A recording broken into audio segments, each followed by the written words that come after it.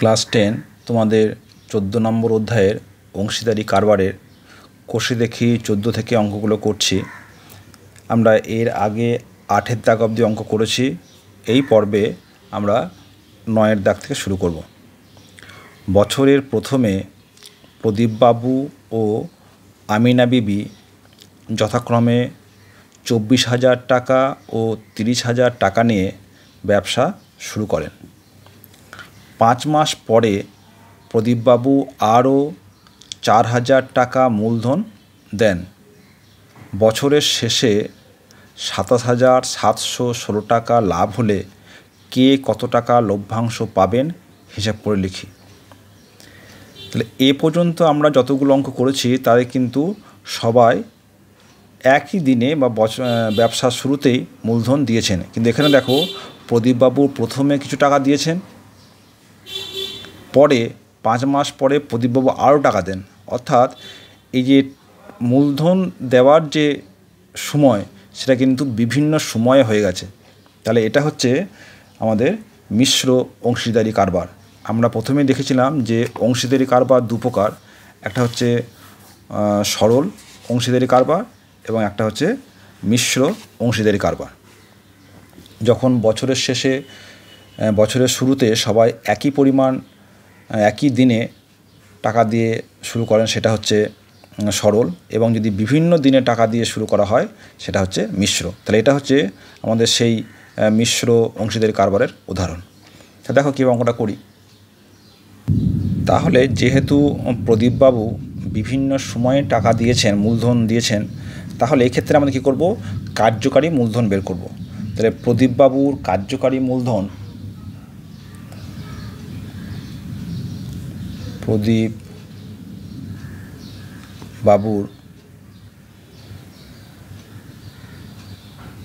কার্যকারী মূলধন কীভাবে নির্ণয় করব না, প্রথমে 24,000 টাকা এটা খাটছে 12 মাস, পরে কি হয়েছে না 5 মাস পর, তাহলে 5 মাস পর তিনি টাকা দেন 4,000 টাকা। তাহলে 5 মাস পর দিলে তাহলে বাকি আর ক মাস থাকলো, 12 মাস হতে গেলে 7 মাস, তাহলে এই 4,000 টাকা 7 মাস খাটে। ঠিক আছে, তাহলে মোট কত হবে, 24, 12 × 44, 44 × 2 288, 4 × 7 = 28, হচ্ছে 3টে 0, 8 8 16, 4 থাকলো 1 3 1 আর 3, এত টাকা। এটা হচ্ছে কার্যকারী প্রদীপবাবুর কার্যকারী মূলধন। এবং করবী দিদির না আমিনা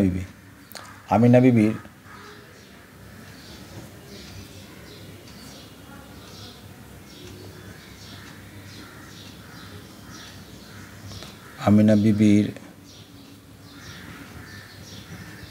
কার্যকারী মূলধন, আমিনা বিবি একবারই টাকা দিয়েছেন 30,000 টাকা ইন্টু 12, 3 × 36, এত টাকা। তাহলে এই যে কার্যকারী মূলধন পেলাম, এই মূলধনের অনুপাত বের করব। অর্থাৎ মূলধনের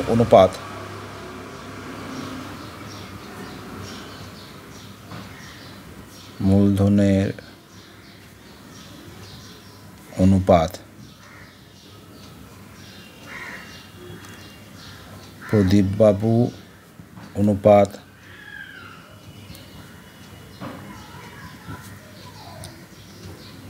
আমিনা বিবি, তাহলে 3 1 6, 3টে 0 অনুপাত 3 6 4টে 0। তাহলে দেখো 3টে 0 কেটে যাচ্ছে, 1 2 3 1 2, 3টে 0 কেটে যাবে, এটা থাকবে।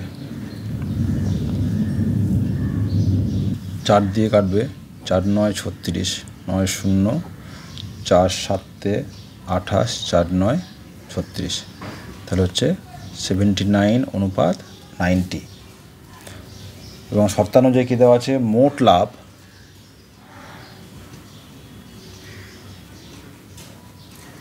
মোট লাভ সমান 27,716 টাকা। তাহলে এই টাকা কী হবে, এই অনুপাতে ভাগ হবে, অতএব প্রদীপবাবুর লভ্যাংশ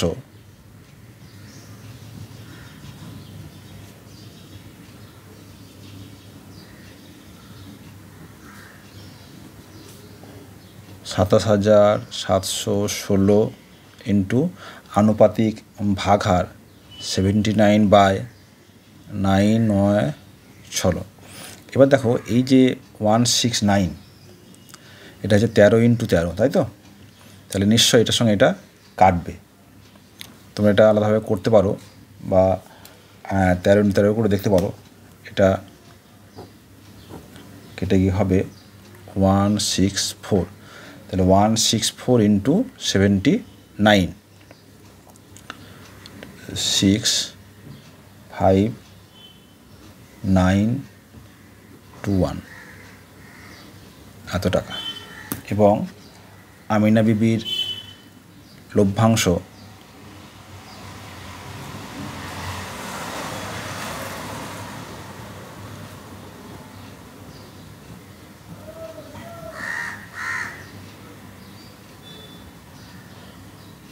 হচ্ছে 27716 ইন্টু 90/169 164 0 6 4 6 থাকলো 3 54 7 14 টাকা। তাই এটা হচ্ছে একটা উত্তর, প্রদীপবাবুর লভ্যাংশ।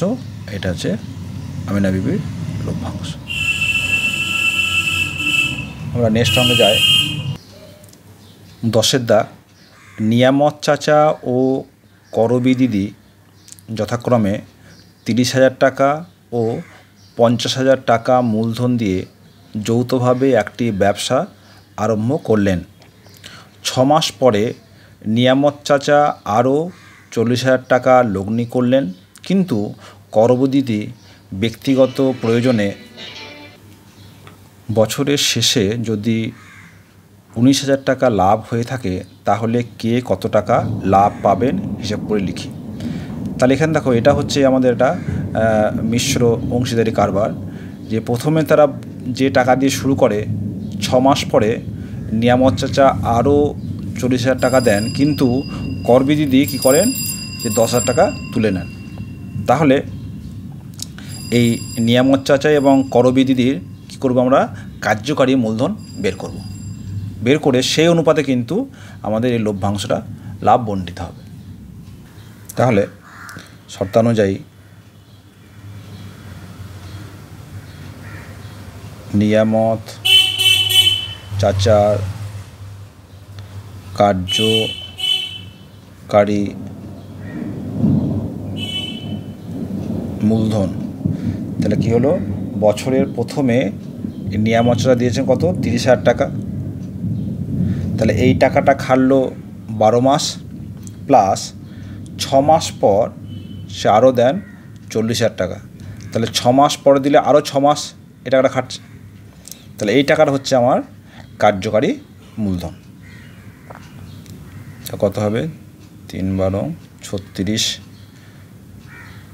প্লাস 4 6 24, তাহলে 0 থাকলো 1 6 এত টাকা। এবং করবী দিদির কার্যকারী মূলধন, করবী দিদির কার্যকারী মূলধন, করবী দিদি প্রথমে দিয়েছে কত, 50,000 টাকা।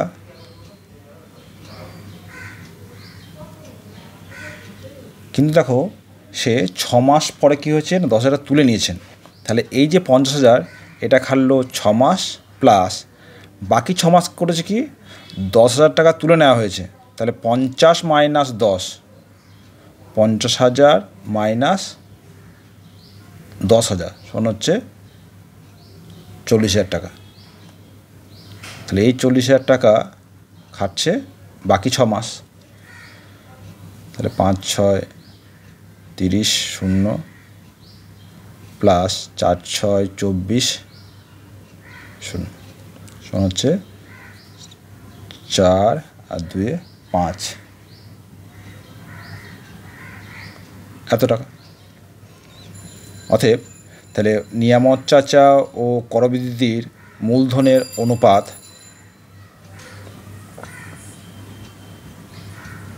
নিয়ামত চাচা ও করবীর মূলধনের অনুপাত কত হবে? 60,000 অনুপাত 54,000। তাহলে 4টা করে শূন্য কেটে যাচ্ছে, 4টা করে শূন্য কেটে যাচ্ছে। 6 9 54, 6 10 60, সমান হচ্ছে 10:9। আমাদের মোট লাভ দেওয়া আছে 19,000 টাকা। মোট লাভ সমান হচ্ছে 19,000 টাকা। অতএব নিয়ামত চাচার লভ্যাংশ, নিয়ামত চাচার লভ্যাংশ 19,000 ইন্টু 10 বাই আনুপাতিক ভাগা 10 + 9 19, এটা কেটে যাচ্ছে।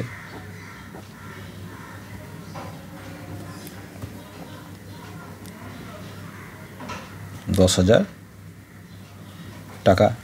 এবং করবিদিদির লভ্যাংশ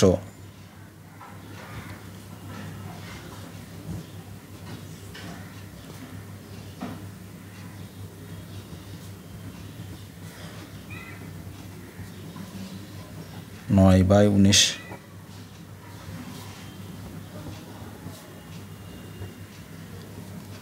ঠিক আছে। তাহলে উত্তর কী লিখব?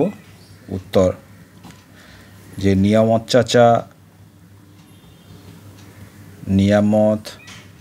চাচার লভ্যাংশ 10,000 টাকা এবং করবিদিদির লভ্যাংশ হচ্ছে 9,000 টাকা। তাহলে এই পর্বে আমরা 9 এবং 10 দাগ করলাম। আমরা পরবর্তী আলোচনায় 11 দাগ থেকে শুরু করব। তাহলে এখানে কিন্তু দেখতে পাচ্ছ যে এই 9 এবং 10 ওটা উভয় হচ্ছে মিশ্র অংশীদারি কারবারের উদাহরণ। কেন এখানে